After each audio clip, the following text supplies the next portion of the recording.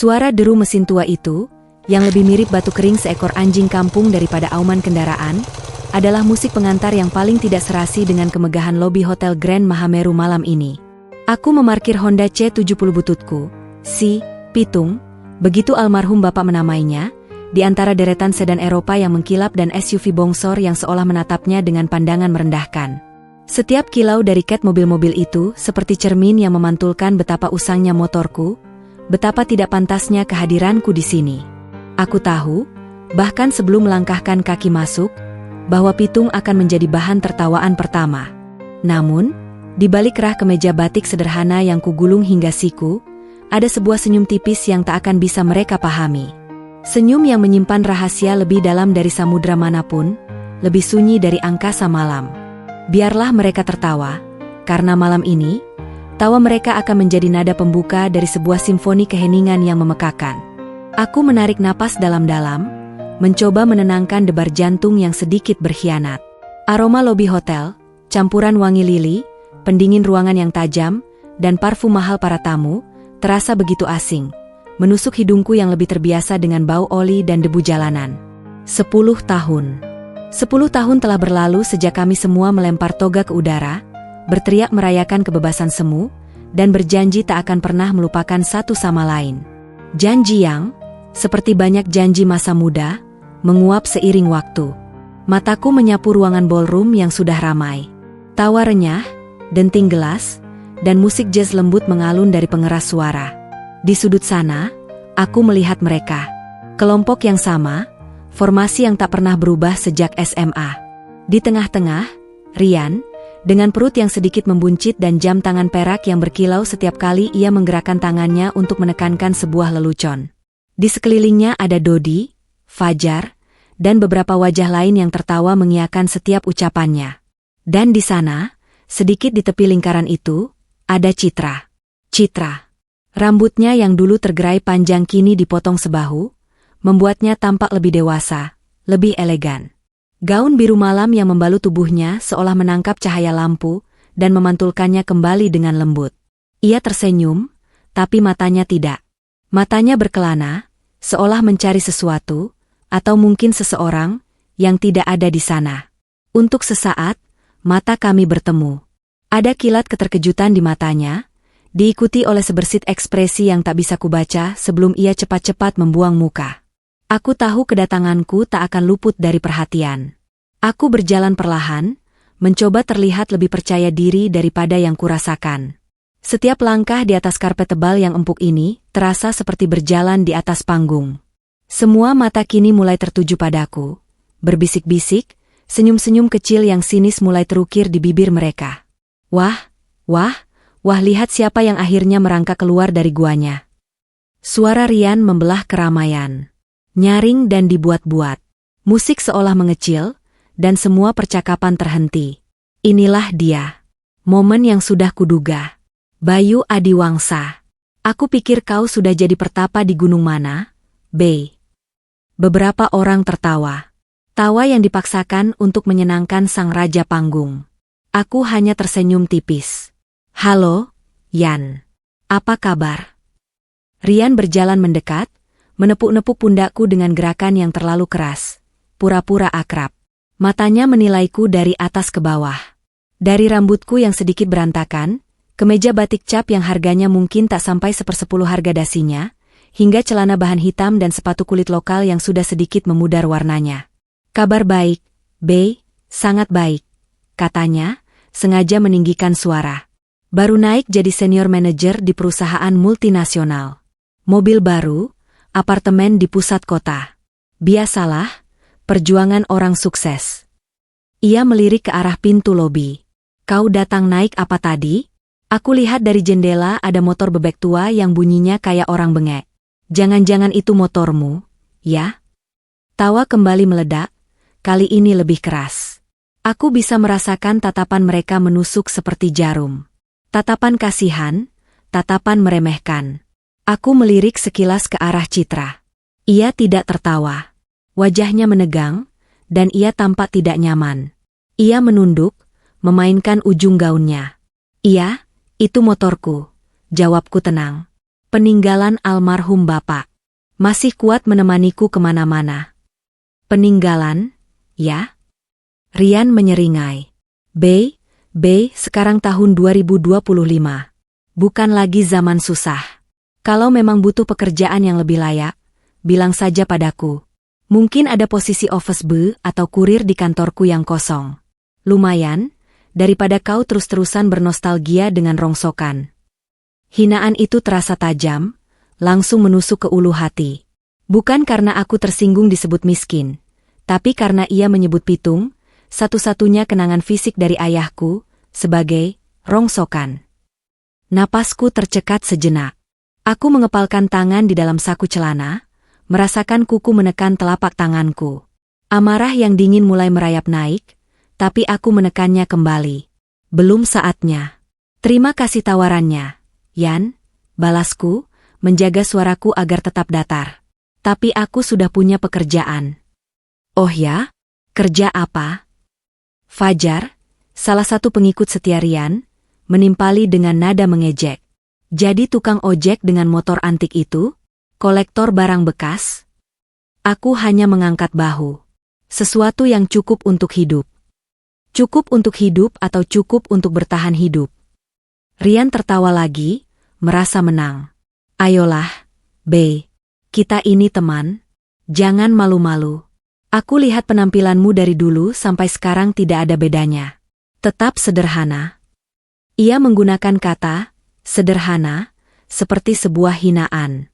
Sementara kami semua sudah melesat jauh, kau sepertinya masih betah di garis start. Apa yang sebenarnya kau lakukan selama 10 tahun ini? Pertanyaan itu menggantung di udara. Sebuah pertanyaan yang tulus jika diucapkan oleh seorang sahabat, namun menjadi belati ketika dilontarkan oleh Rian. 10 tahun. Apa yang kulakukan? Aku membangun sebuah imperium dalam sunyi. Aku menjadi hantu di dunia yang mereka puja-puja. Aku menjadi arsitek di balik layar dari banyak perusahaan yang Rian mungkin hanya bisa impikan untuk bekerja di sana. Aku menjadi nama yang dibisikkan dengan penuh hormat di ruang-ruang rapat dewan direksi, sebuah nama samaran yang tak pernah menampakkan wajah. Sementara di sini, di hadapan mereka, aku hanyalah Bayu si pengendara motor tua.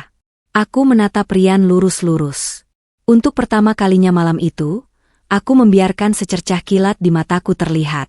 Kilat yang dingin dan tajam. Aku melakukan banyak hal, Yan. Hal-hal yang mungkin tidak akan kau mengerti. Rian sedikit terkejut dengan perubahan nada bicaraku, tapi ia cepat-cepat menutupinya dengan tawa yang lebih keras. Tidak akan ku mengerti?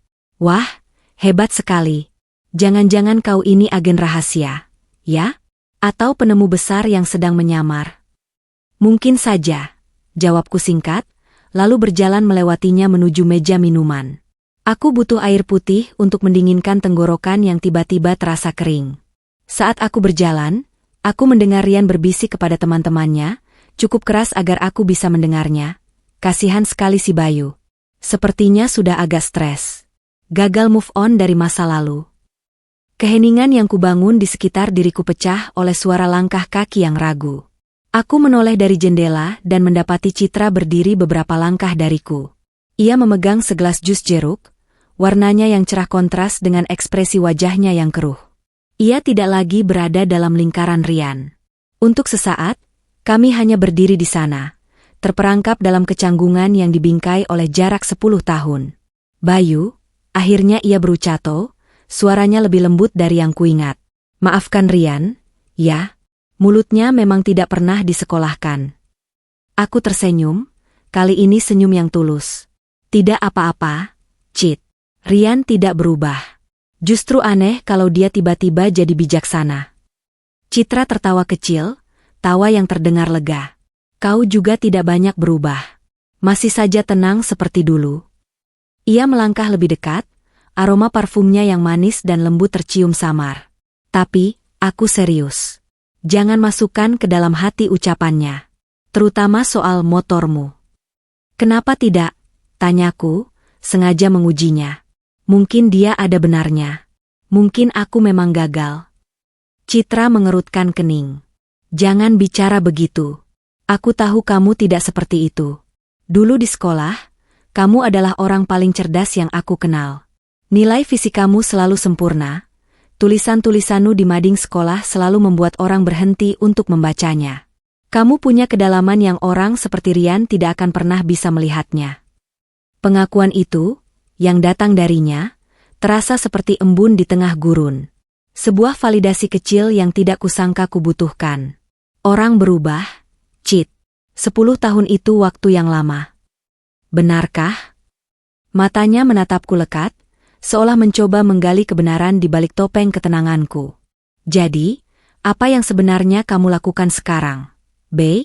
Aku penasaran. Ini adalah pertanyaan yang berbeda dari yang dilontarkan Rian. Ini bukan interogasi, melainkan sebuah undangan untuk berbagi. Namun, aku belum bisa membukanya. Belum di sini, belum sekarang. Aku bekerja dengan data dan angka, Cit, jawabku, memilih kata-kata yang ambigu namun jujur. Aku mencari pola dalam kekacauan, mencari potensi di tempat yang tidak dilihat orang lain. Aku lebih banyak bekerja di belakang layar. Membangun fondasi. Ia tampak bingung, namun tertarik. Membangun fondasi? Untuk apa?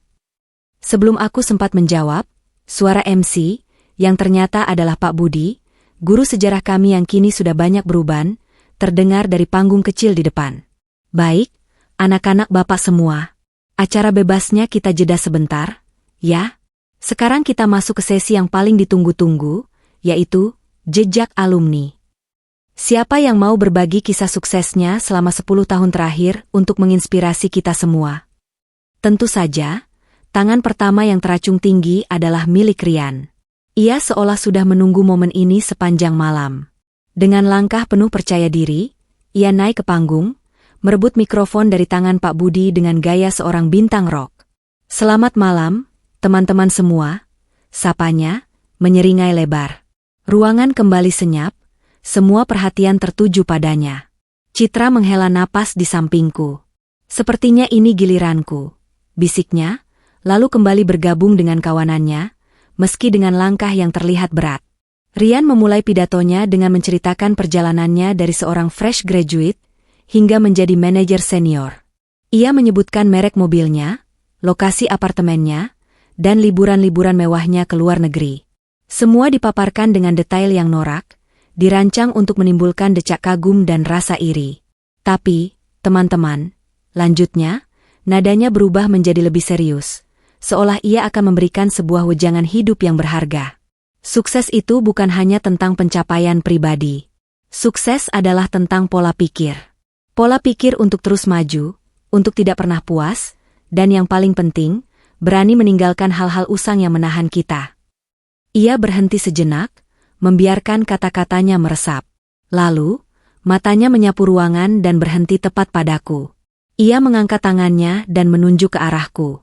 Lihat teman kita di sana, Bayu, katanya. Seluruh kepala di ruangan itu serentak menoleh ke arahku. Aku menjadi pusat perhatian yang tidak diinginkan.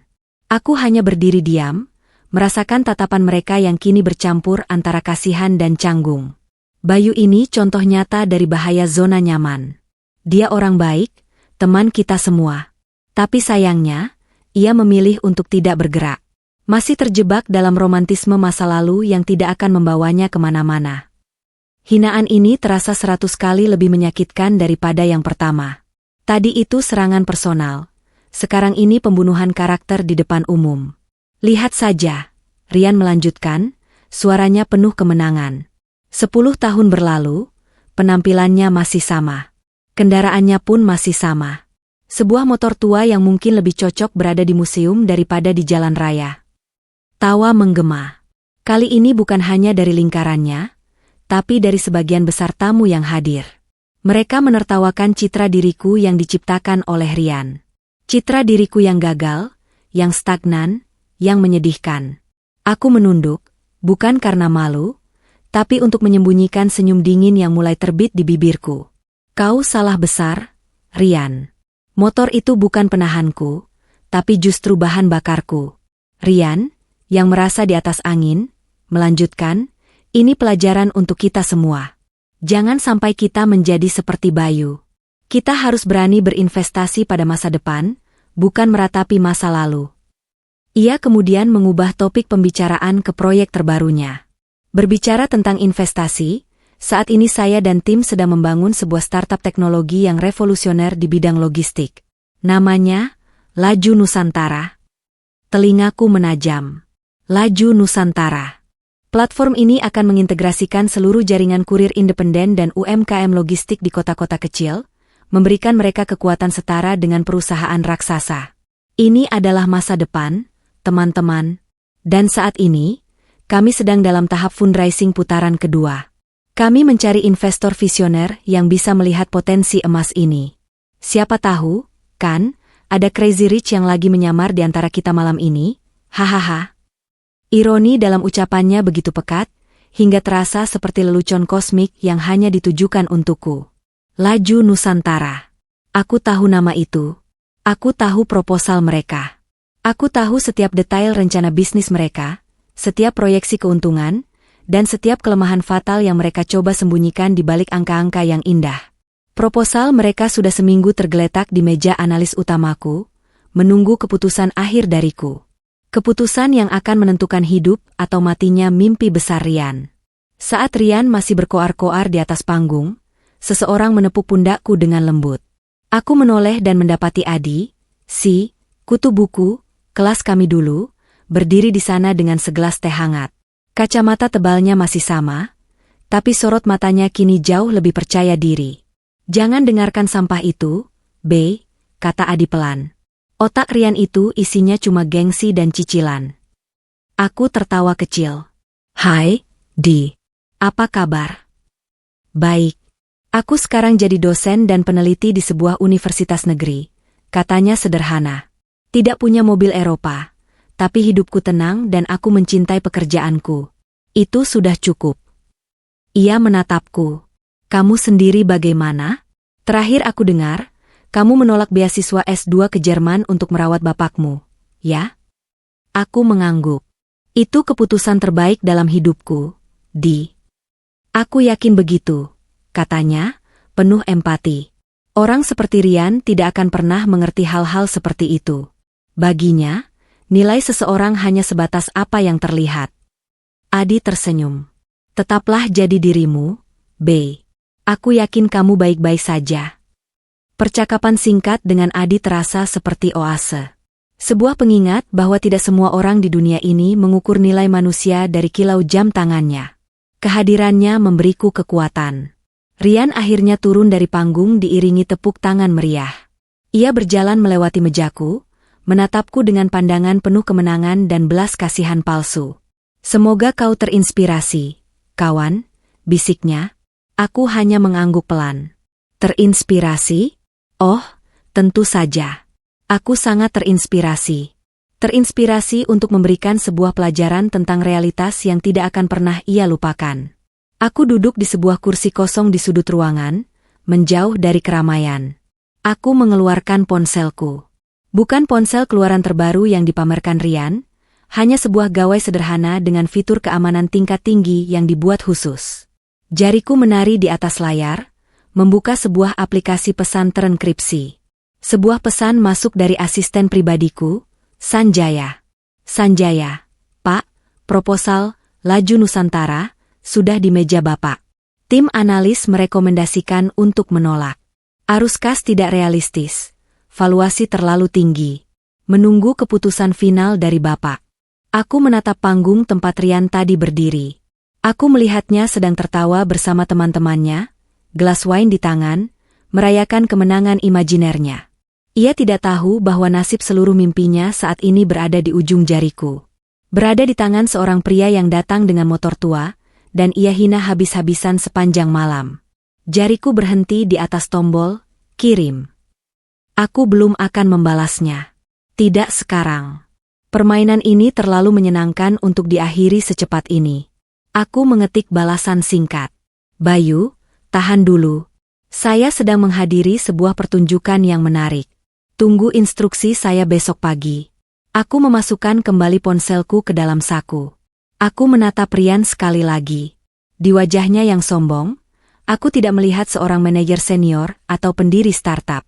Aku hanya melihat seorang anak laki-laki yang sama seperti di SMA dulu, insecure, butuh pengakuan, dan membangun harga dirinya dengan cara merendahkan orang lain. Malam masih panjang. Dan aku masih punya beberapa babak lagi untuk dimainkan. Setelah pidato kemenangannya, Ryan menjadi matahari di tata surya ruangan itu. Orang-orang mengerumuninya, memberinya selamat, menanyakan kartu namanya, tertawa pada leluconnya yang tidak lucu. Ia berenang dalam lautan validasi, mabuk oleh perhatian. Sementara itu, di sudutku, aku seolah menjadi lubang hitam yang menyerap semua cahaya dan perhatian. Orang-orang melewatiku dengan sengaja, tatapan mereka meleset beberapa senti di atas kepalaku, seolah aku adalah perabot tak kasat mata. Efek dari stempel, gagal, yang diberikan Ryan bekerja dengan sempurna. Aku merasakan isolasi itu, dingin dan nyata, tapi aku tidak merasa terganggu. Aku justru menikmatinya. Dalam kesendirian inilah aku bisa mengamati dengan lebih jernih. Aku memperhatikan Citra. Ia berdiri di sisi Ryan, tersenyum dan mengangguk pada orang yang menyapa, tapi senyumnya tidak pernah sampai ke mata. Matanya seringkali melirik ke arahku, hanya sepersekian detik, dengan ekspresi yang semakin sulit kubaca. Ada rasa bersalah di sana, tapi juga ada keingintahuan yang besar, seolah ia sedang mencoba memecahkan sebuah teka-teki yang rumit. Puncak dari arogansi Ryan datang sekitar 1 jam kemudian. Setelah puas menjadi pusat perhatian, ia, dengan diiringi Fajar dan Dodi, serta, menyeret Citra, berjalan ke arah mejaku. Ia membawa sebotol anggur merah mahal, menuangkannya untuk kawanannya, tapi dengan sengaja melewatkan gelas kosong di depanku. "Bayu, kawan lamaku," katanya, duduk di seberangku tanpa diundang. Nada suaranya dibuat sepelan dan sepersonal mungkin, seolah ia sedang memberikan nasihat dari hati ke hati, padahal seluruh meja di sekeliling kami bisa mendengarnya. "Aku sudah memikirkan nasibmu. Serius. Aku tidak tega melihatmu begini." Aku hanya mengangkat alis, menunggu. "Jual saja motor itu," lanjutnya, mencondongkan tubuh ke depan. "Aku tahu itu peninggalan bapakmu, tapi kadang kita harus realistis. Sentimen tidak akan bisa mengisi perut. Uangnya bisa kau pakai untuk DP sewa ruko kecil. Mulai usaha cuci motor atau warung kopi sederhana. Itu lebih terhormat daripada tidak melakukan apa-apa. Jangan gengsi." Citra tampak sangat tidak nyaman. "Yan, sudah cukup," bisiknya, tapi Ryan mengibaskan tangannya, menyuruhnya diam. "Aku melakukan ini karena aku peduli, Cit," kata Ryan, lalu kembali menatapku. "Kau mengerti kan konsep perputaran modal? Kau harus berani melepas aset yang tidak produktif untuk menciptakan sumber pendapatan baru. Konsep ini mungkin agak rumit, tapi coba kau pikirkan. Startupku, Laju Nusantara, juga dibangun di atas prinsip itu. Melepas cara-cara lama untuk menjemput masa depan." Ia tersenyum merendahkan. "Ah, tapi mungkin ini terlalu berat untukmu. Intinya, berubahlah, B. Sebelum terlambat." Aku menatapnya dalam diam, membiarkan setiap kata hinaannya mengendap di udara. Aku akan menjawab, sebuah jawaban yang sudah kusiapkan, ketika ponsel keduaku yang kusimpan di saku dalam jas, sebuah ponsel satelit dengan desain ringkas dan kokoh, bergetar hebat. Bukan getaran biasa, tapi getaran notifikasi prioritas level 1. Aku mengeluarkannya.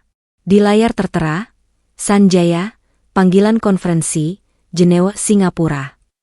Seketika, seluruh aura santai dan pasrah yang kubangun di sekelilingku lenyap. Wajahku mengeras. Insting bisnis yang selama ini kutidurkan mengambil alih. Tatapanku menjadi tajam. "Ini tidak bisa menunggu. Permisi sebentar," kataku. Suaraku keluar lebih dalam, lebih berat, dan tanpa getar. Panggilan ini tidak bisa ditunda. Perubahan drastis dalam sikapku membuat mereka semua terdiam. Ryan, yang sedang akan mengangkat gelasnya, berhenti di tengah jalan. Citra menatapku dengan mata terbelalak. Ada otoritas dalam suaraku yang belum pernah mereka dengar sebelumnya. Aku bangkit dan berjalan menjauh dari keriuhan, menuju ke arah teras samping yang sepi, yang hanya dipisahkan oleh dinding kaca tebal dari ballroom. Mereka masih bisa melihatku, tapi tidak bisa mendengar dengan jelas. Aku sengaja memilih tempat itu. Aku menjawab panggilan itu dan langsung berbicara, tidak membuang waktu. Ya, Sanjaya. Hubungkan keduanya, perintahku singkat.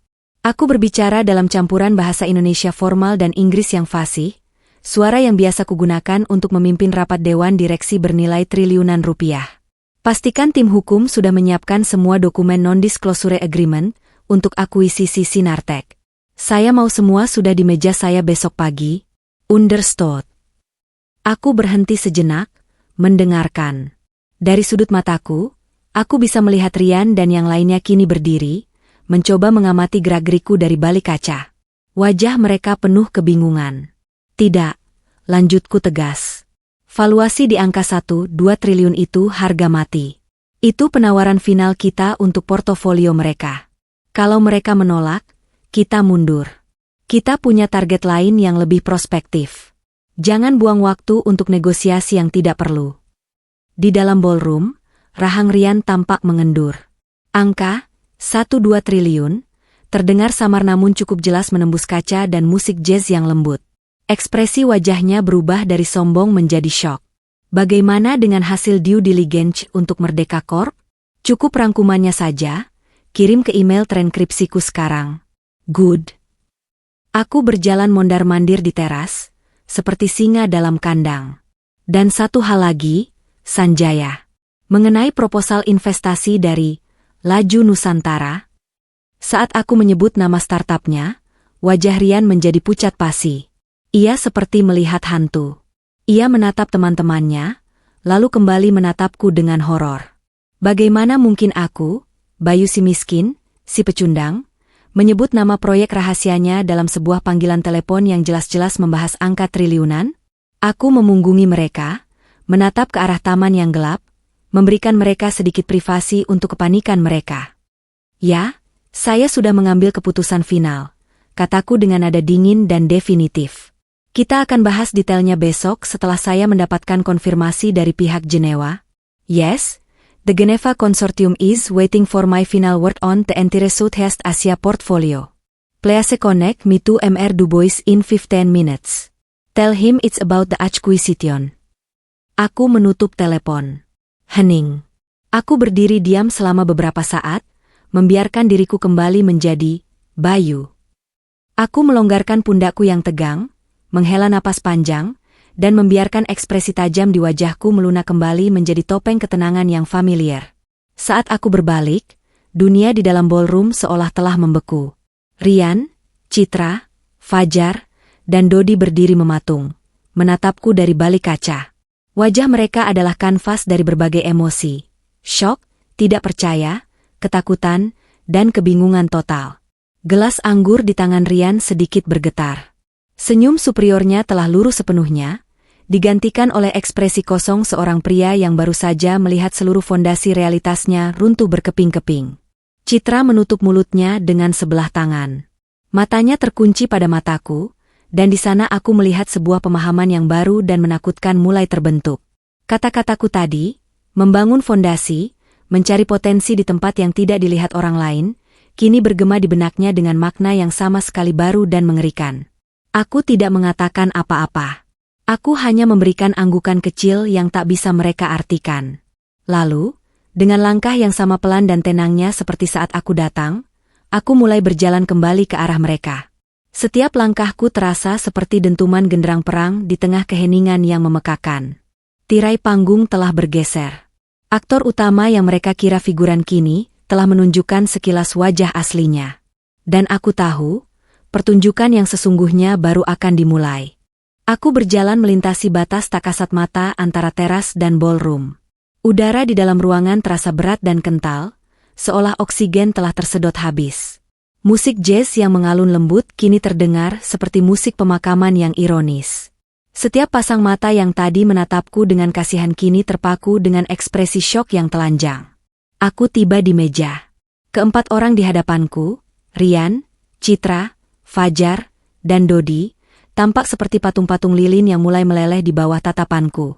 Aku tidak mengatakan apa-apa.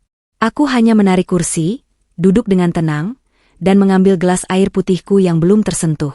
Aku meneguknya perlahan, Membiarkan keheningan yang menyiksa ini bekerja seperti asam, menggerogoti sisa-sisa kesombongan mereka. Rian adalah yang pertama kali berhasil menemukan kembali suaranya, meskipun yang keluar hanyalah bisikan serak yang bergetar. "B, itu tadi apa?" tanyanya, matanya liar mencari penjelasan yang masuk akal. "Acting? Kamu pasti lagi ngerjain kita, kan? Ini semacam lelucon?" Ia mencoba tertawa, tetapi suara yang keluar terdengar seperti ringkikan tercekik. Aku meletakkan gelasku dengan pelan, bunyi dasarnya yang menyentuh meja terdengar seperti letusan pistol di tengah keheningan itu. Aku menatapnya lurus-lurus. "Untuk apa aku melakukan itu, Yan?" jawabku datar. "Aku tidak punya waktu untuk drama." Kalimat itu, yang diucapkan dengan ketenangan absolut, meruntuhkan harapan terakhirnya. Ini bukan lelucon. Tapi 1-2 triliun? Jenewa? Laju Nusantara? Fajar tergagap, menyebutkan kata-kata kunci yang berhasil ia tangkap. Seolah dengan mengucapkannya ia bisa memahami apa yang terjadi. Sebelum aku perlu menjawab, sebuah interupsi datang dari arah lain. Seorang pria parubaya yang sangat berwibawa, mengenakan setelan jas bespoke yang harganya mungkin bisa membeli seluruh isi parkiran di luar, minus motorku, berjalan ke arah kami. Wajahnya sangat kukenali dari sampul majalah bisnis. Dia adalah Bapak Tirtayasa, seorang konglomerat properti dan media legendaris di negeri ini. Rian, yang mengenali pria itu, refleks menegakkan tubuhnya, mencoba memasang kembali topeng manajer seniornya. Ini adalah kesempatan, mungkin ia berpikir begitu, untuk terhubung dengan seorang titan industri. Namun, Pak Tirtayasa berjalan melewatinya seolah ia hanyalah udara kosong. Matanya hanya tertuju padaku. Wajahnya yang biasanya keras dan penuh perhitungan, kini merekah dalam senyum penuh hormat dan keterkejutan yang tulus. "Pak Bayu," serunya, suaranya yang berat dan berwibawa membuat semua orang di sekitar kami menoleh. "Saya tidak pernah menyangka akan bertemu dengan Anda di acara seperti ini. Sungguh sebuah kehormatan yang luar biasa, Pak." Seluruh ballroom membeku untuk kedua kalinya malam itu. Kata "Pak" yang diucapkan oleh seorang Tirtayasa kepada Bayu si pengendara motor butut, adalah sebuah anomali kosmik yang tidak bisa diproses oleh otak mereka. Rian membeku, mulutnya setengah terbuka. Aku bangkit dari kursi, menjabat tangannya yang terulur. "Pak Tirta, sebuah kebetulan yang menyenangkan," balasku, dengan nada santai namun setara. "Sedang ada acara reuni SMA. Silakan, jangan sungkan." Terima kasih, kata Pak Tirtayasa, matanya masih berbinar. "Saya tidak akan mengganggu lama. Saya hanya ingin mengucapkan selamat secara langsung. Saya dengar dari kolega di Singapura, Nusantara Capital baru saja berhasil mengakuisisi Sinartec. Manuver yang brilian, Pak Bayu. Benar-benar brilian. Anda sekali lagi membuat seluruh pasar modal terkejut." Nusantara Capital. Nama itu jatuh seperti bom atom di tengah keheningan. Jika sebelumnya Rian hanya pucat, kini wajahnya kehilangan semua warna, menjadi seputih kertas. Keringat dingin mulai membasahi pelipisnya. Nusantara Capital. Firma venture capital paling misterius dan paling berkuasa di Asia Tenggara.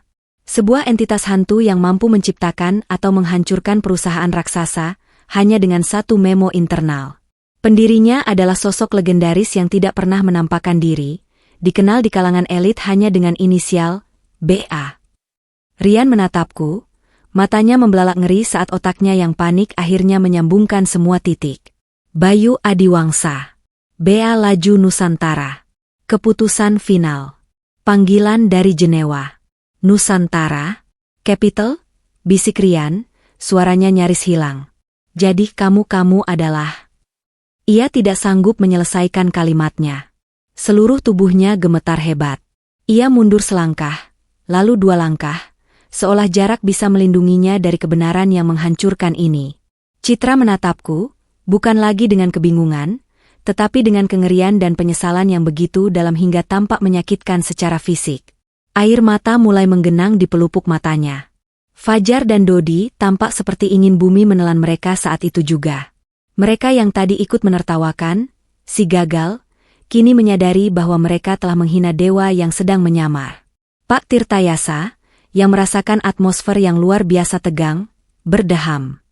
Baiklah, Pak Bayu, sepertinya saya datang di waktu yang kurang tepat. Saya permisi dulu. Senang bertemu dengan Anda.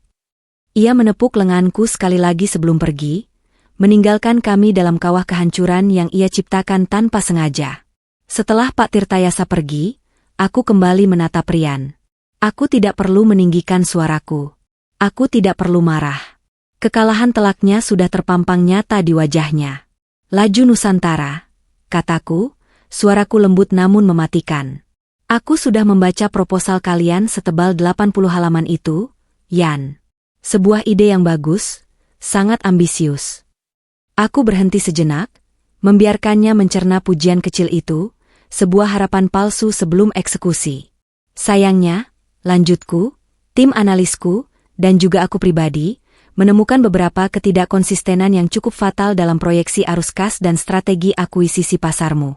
Valuasi yang kau ajukan terlalu optimis, terlalu arogan. Setiap kata adalah palu godam yang menghantam sisa-sisa harga diri Rian. Aku tidak hanya mengungkapkan identitasku.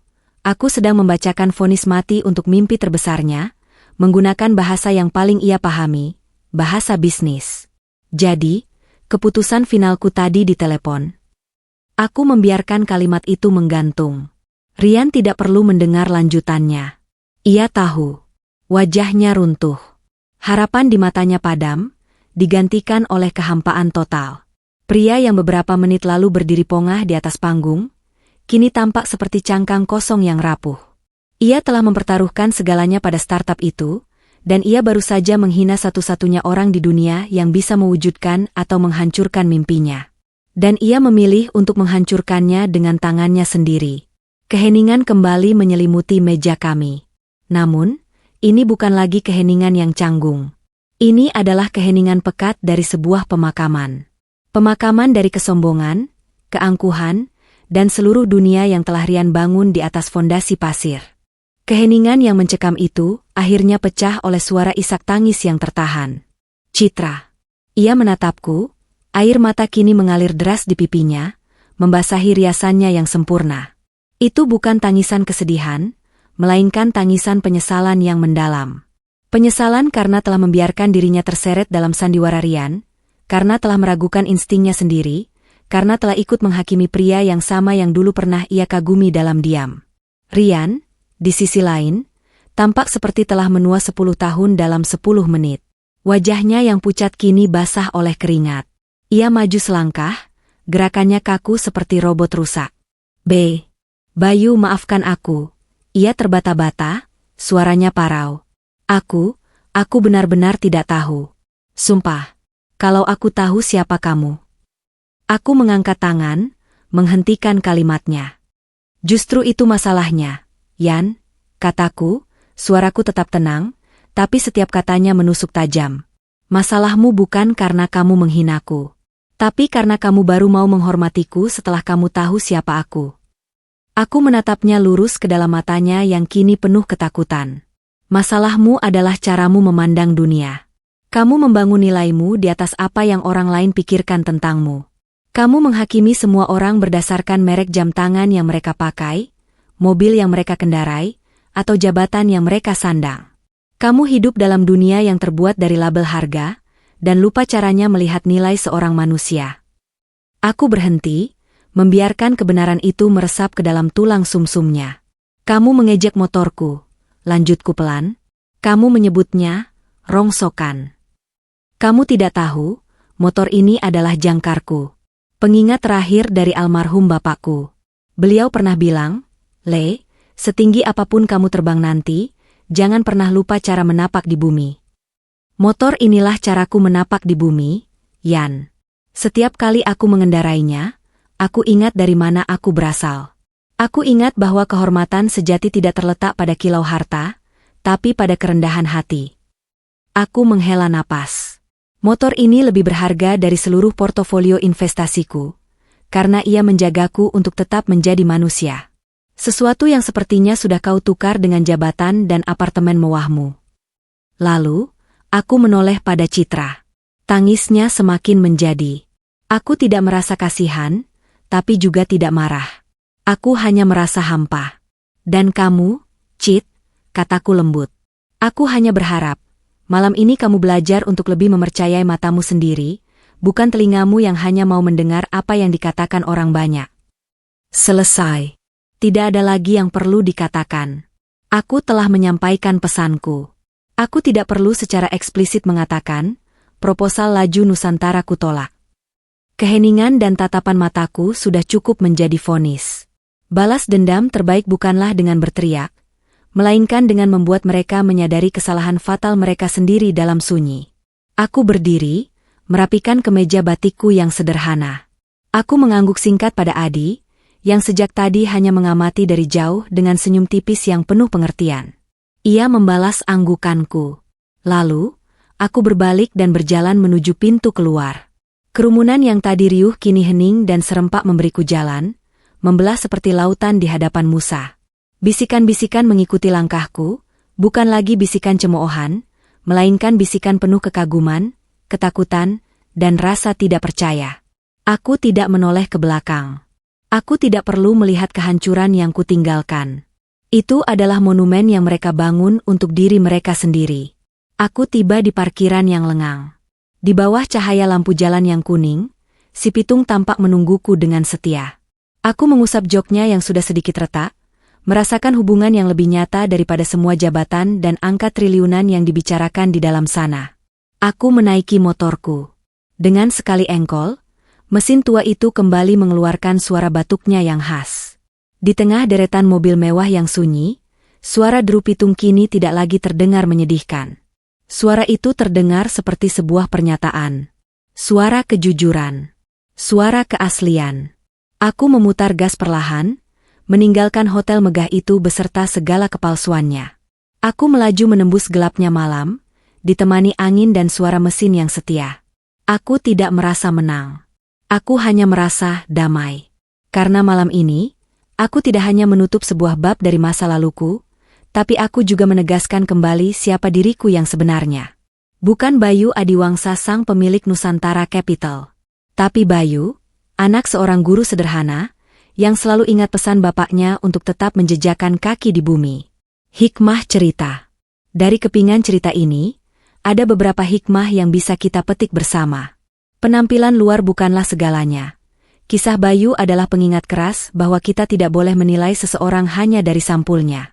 Harta, jabatan, dan penampilan yang mentereng seringkali hanya fasad. Nilai sejati seseorang terletak pada karakter, integritas, dan kerendahan hatinya. Kerendahan hati adalah kekuatan. Kesombongan dan keangkuhan, seperti yang ditunjukkan Rian, adalah kelemahan yang membutakan. Sebaliknya, kerendahan hati yang dimiliki Bayu memberinya kejernihan untuk melihat dunia apa adanya dan kekuatan untuk tetap menjadi dirinya sendiri, tidak peduli seberapa tinggi pencapaiannya. Jangan lupakan akarmu. Motor tua Bayu bukan hanya kendaraan, melainkan simbol dari akar dan nilai-nilai yang membentuknya. Tetap terhubung dengan masa lalu dan asal-usul kita adalah jangkar yang menjaga kita agar tidak tersesat dalam badai kesuksesan dan kesombongan. Konsekuensi adalah guru terbaik. Bayu tidak perlu membalas hinaan Rian dengan hinaan. Ia hanya perlu menunjukkan kebenaran. Konsekuensi dari tindakan Rian, kehilangan kesempatan emas karena kesombongannya sendiri, adalah pelajaran yang jauh lebih efektif dan menyakitkan daripada makian apapun.